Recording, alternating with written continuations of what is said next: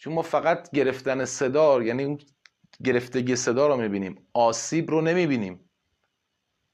خیلی از دوستان عزیز فقط یک گرفتگی رو مطرح میکنن، ولی چون شکل حنجره رو نمیدونن و کارکردش رو بلد نیستن، شرایط رو نمیدونن، فقط زوم کردن روی گرفتگی.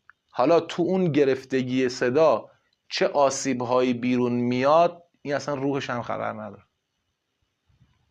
اما اگر شما در طول سال بتونید 7 روز هفته رو 3 روزش رو 3 روز هر روزم نیم ساعت بخونید، آروم هم بخونید، زمزمه‌ای بخونید، چه میدونم همین نوحه‌ای که قرار هست شما محرم بخونید تمرینش کنید. این بهتون کمک میکنه که در طول دهه محرم بخونید، صداتون هم نمیگیره، هیچ آسیبی هم به حنجرتون نمیزنه.